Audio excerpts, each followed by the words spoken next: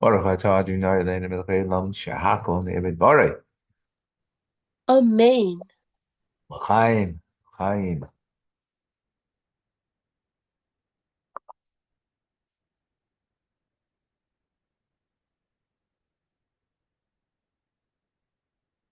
Welcome back, folks. I hope everybody was mikabel, received the Torah, b'simcha, b'pnimius, receive the Torah with great joy and inwardness. Whether you heard the Ten Commandments in shul because it was a shul close to you, or you read them, that you read them and receive our marching orders. Move forward. Baruch Hashem, we had a wonderful 2-day holiday here in Chabad Zichron Kedeshim. Also blessed to have many of our children that came to celebrate with us.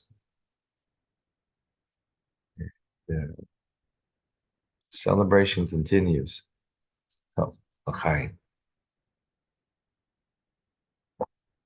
One of the themes that the Rebbe would speak about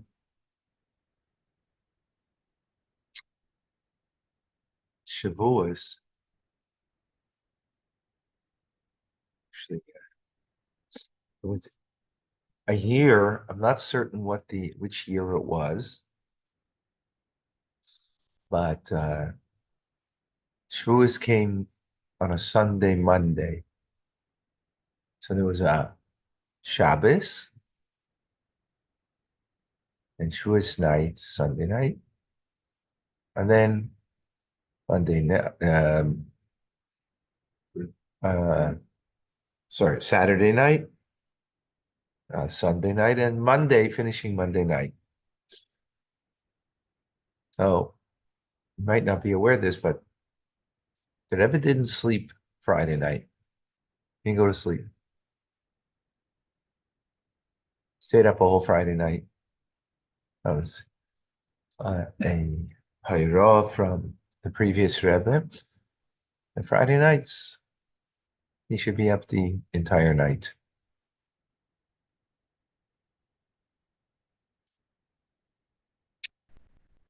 So that year, the Rebbe was up the entire Friday night. I recall correctly, he made a ring in that Shabbos too, Shabbos day. Excuse me.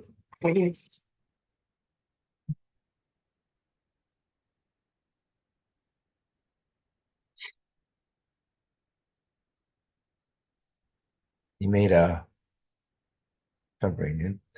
Then came Shavuos, Saturday night. And the custom is Shavuos, you stay up a whole night. So the Rebbe was up a whole night.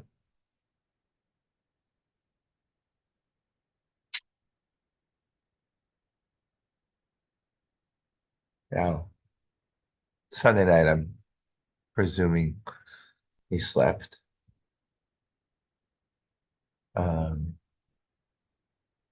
Monday, he made a fabringen. He makes a fabringen before the holiday ends. Speaks for several hours till midnight or so. Fabringen. And then the Rebbe makes Havdalah from his cup after Havdalah. He pours into his cup, into everybody that passes by him with some of his wine that's constantly being poured into his cup. And that takes a few hours. So the Rebbe finished something like 3 or 4 in the morning. That's like a heavy load, 3 days. And the Rebbe goes, imagine he's finished, he goes into his room, we call it Gan Eden Elyon, into his room, Yechidus room, and without taking off his hat, without taking off his kapata or even his gartel, he goes immediately to the bookcase, 4 o'clock. I don't know if it's 3, 4 o'clock, somewhere in that time in the morning. Before going home, he takes out a book, a sefer, and starts looking in and learning how to take, without making himself comfortable even, right away, the bookcase.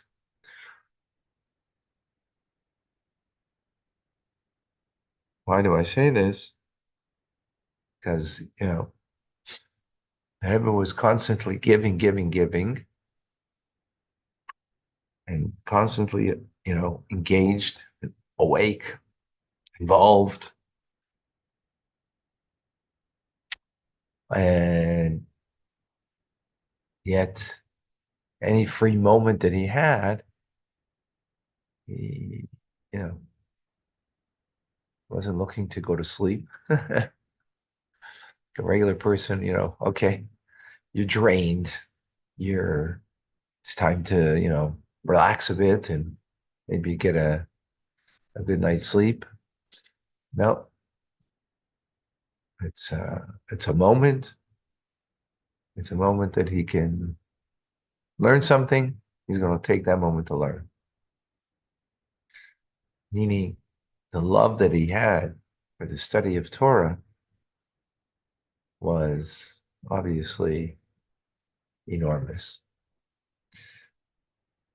Tell this story over because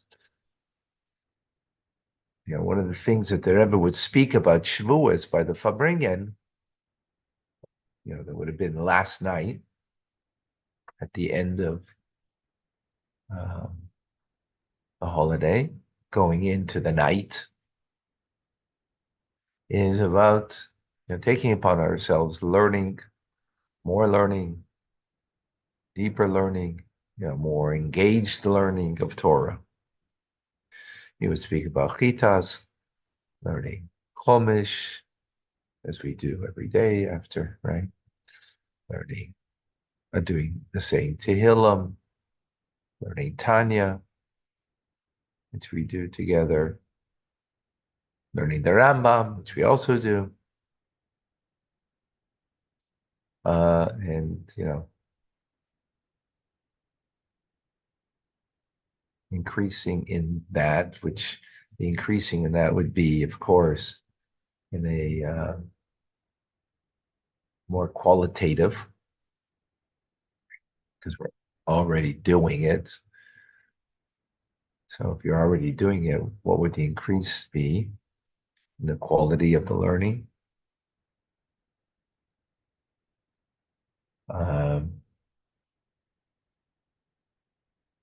And if you're not doing it, so of course in the quantity of it, or you're sometimes doing it, to commit to always doing Chumash and Rashi every day, not to miss the Tehillim of the day, the Tanya of the day,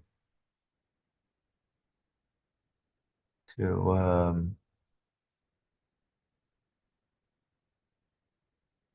the Rambam and so on.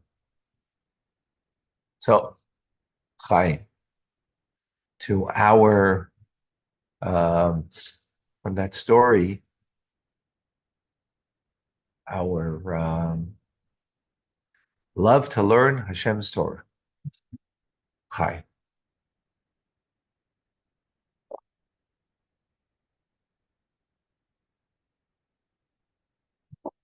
Yeah.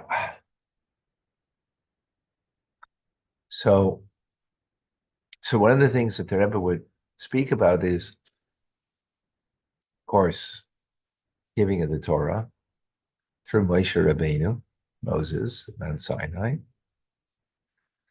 Also about King David, who passed away on Shavuos.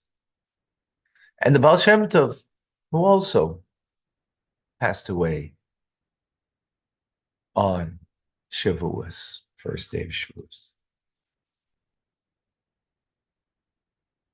And, so you have Moshe Rabbeinu, and Moses, King David, David HaMelech, Baal Shem Tov, founder of the general Hasidic movement. And we would tie them in different ways. In one sikha, one thought, one teachings, he tied in the Mishnah that says that the world stands on three things. What does the world stand on? Torah, Avodah, Ugemilas Chasadim. The Mishnah in Pirkei Avos says that the world stands on the study of Torah, on divine service, which we'll get to what that means in a moment, and acts of loving kindness. So when you think about Torah, well, who's the ultimate giver of the Torah to the Jewish people? Of course, is Moshe Rabbeinu, right? Okay, what do we call him? Moshe, Moses, Rabbeinu, meaning our teacher. He is the first and ultimate teacher.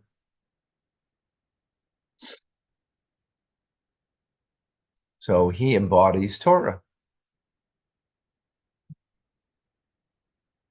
That one of the three legs that the world stands on. You think of King David, well, what do you think of?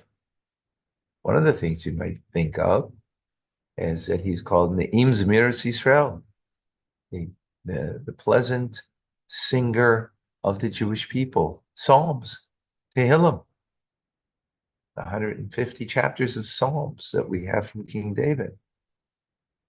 And he is the one who gave us so much of our prayers is based on his Psalms. Avodah means divine service. So it has a double meaning, which relate to King David. One is prayer. The other one, Avodah, means divine service in the Holy Temple, which is the offerings, which King David is the one who the Holy Temple is called on his name, even though he didn't even actually build it. It was his son, King Solomon, Shlomo HaMelech, that built it. But it's called on his name because he did everything, all the sacrifice, the battles, and choosing ultimately, God gave him the divine prophecy of where would the Holy Temple be in Jerusalem.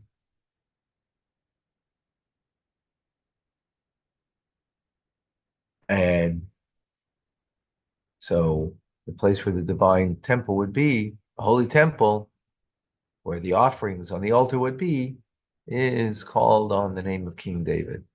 So when we say Avodah, we mean divine service, which is the offerings on the altar, and in its stead, which is prayer, davening, which King David is, of course, the embodiment of that. The second leg. And finally, we have the Baal Shem Tov. So Moshe Rabbeinu is about getting from above the Torah. King David is about the times when God's presence is there in the Holy Temple. Avodah, divine service. Finally, the Baal Shem Tov is in time of Golus, a time of exile. Right? And what does he embody? Is in time of exile, when God's presence isn't there, God's presence is hidden, that through the acts of loving kindness, and that's how we bring actions that we do, not what's in our heart, And ultimately, the Torah that we learn is great as a Torah because it brings us to the act of the mitzvah.